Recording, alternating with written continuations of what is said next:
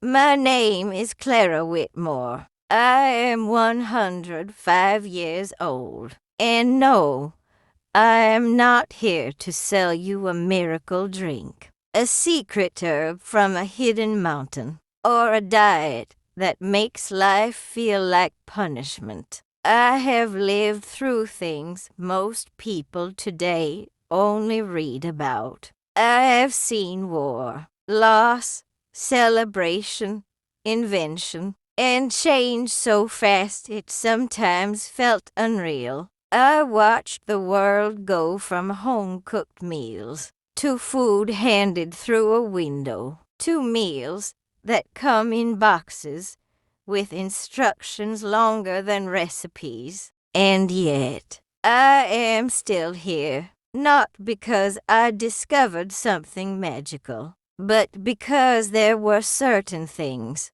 I simply never made a habit of eating. 7 things, not rules, not restrictions, just quiet refusals. And over time, those refusals built a life. Let me tell you the first one. 1. I never made a habit of eating food that came from a window. You know the kind. Food passed through glass, wrapped in paper, designed to be eaten quickly, often in a car, often without thinking. When those places first appeared, people were amazed. Fast, cheap, convenient. It felt like progress. I tried it once. I remember the taste. But more than that, I remember the feeling after. Heavy,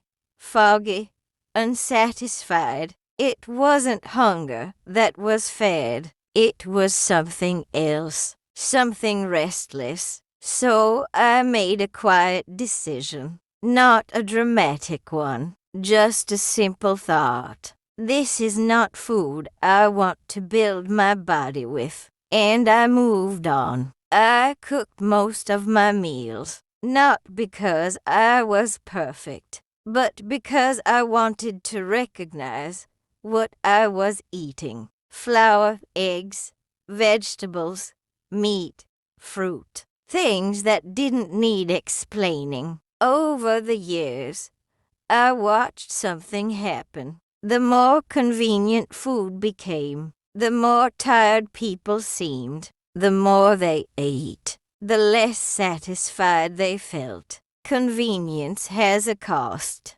I simply chose not to pay it.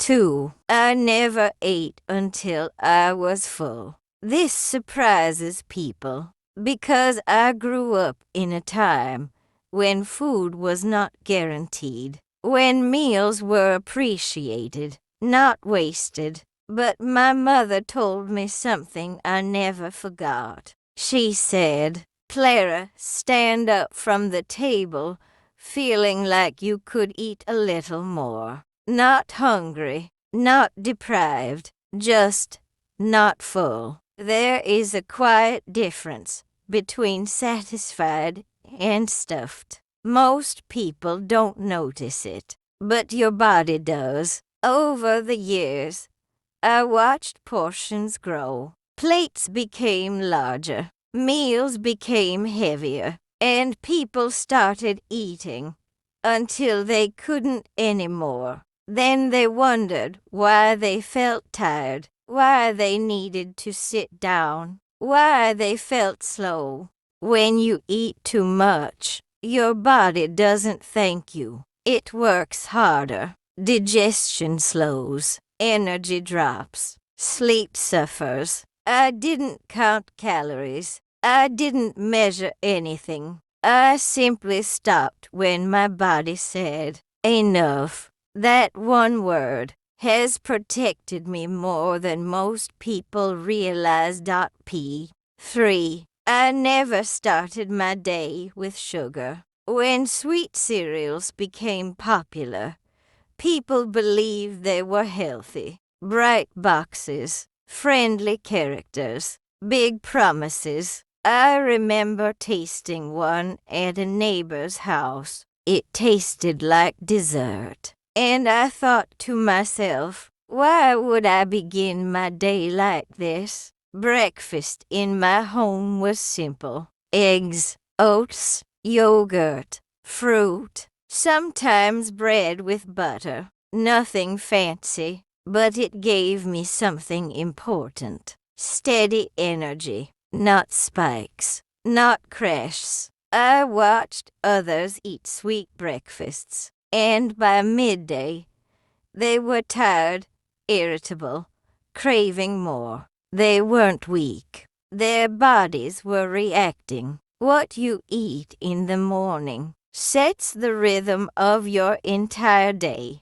One chose calm energy, over excitement followed by exhaustion. 4. I never drank my calories. When sweet drinks became common, they felt harmless, just a drink, just a treat. But I noticed something. They didn't satisfy hunger. They didn't nourish. They simply added. Quietly, people would say, I don't eat much, but they drank sweetness all day, and it added up. I drank water, tea, coffee in moderation, sometimes wine, in good company, but I never made sweetness a habit in liquid form, because your body is designed to eat its calories, not sip them endlessly. And when you ignore that, you confuse your own hunger.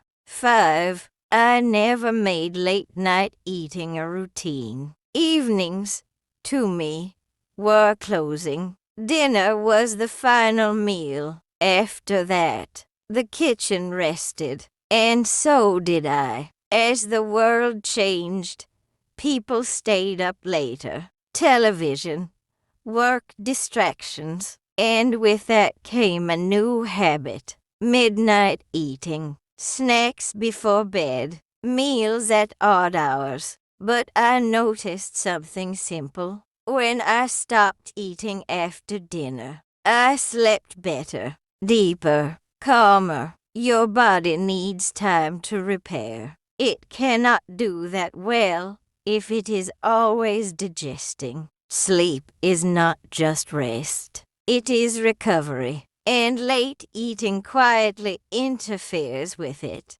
So I kept my nights simple, and my mornings thanked me for it. 6. I never relied on diet or processed health foods. Every decade, something new became popular. Low fat, no fat, artificial sweeteners, packaged healthy meals. People filled their homes with them because they were told they were better. But I watched closely. Many of those foods removed something natural and replaced it with something artificial to improve taste, to extend shelf life, to reduce cost, but not necessarily to improve health. I chose differently. Real butter, in small amounts, real yogurt, real food, not perfect food,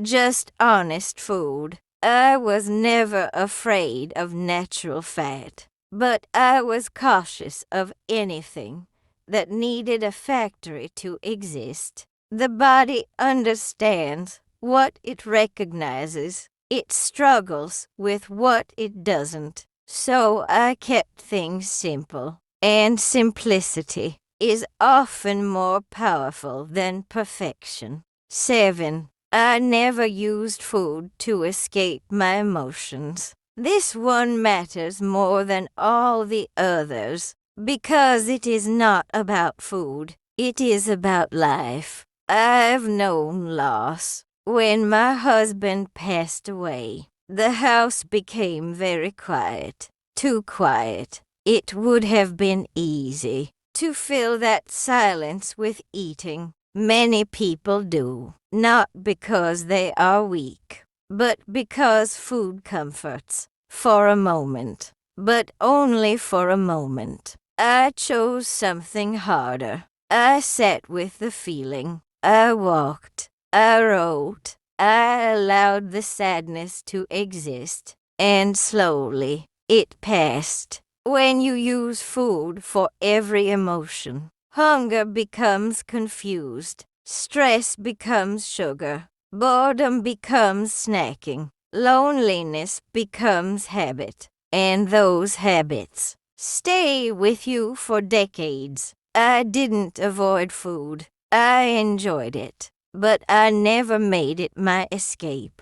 Because emotions are meant to be felt, not eaten. Now listen carefully. I was not perfect. I ate cake at birthdays, pie during holidays, chocolate when I wanted to. I enjoyed food, but I understood something most people forget. The difference between indulgence and harm is frequency. What you do daily shapes your body. What you do occasionally shapes your memories. At 105, I can tell you this. I am not here because I followed trends. I am here because I followed patterns. Simple patterns. Quiet decisions. Repeated over time. I never ate from a window. I never left the table stuffed. I never began my day with sugar. I never drank sweetness as a habit. I never made late eating routine. I never replaced real food with processed substitutes. And I never used food to silence my emotions. 7 things. Not extreme. Not complicated. Just consistent. And here is the truth most people don't want to hear. You cannot fix a lifetime of habits overnight, but you can start with one, just one, and repeat it until it becomes part of you. Longevity is not built in a day. It is built in quiet moments when no one is watching and you choose differently. If this made you uncomfortable, good, because sometimes the habits we defend the most are the ones costing us the most. I am 105 years old, and I am still here, not because of something I did once, but because of what I refused, again and again, for a lifetime.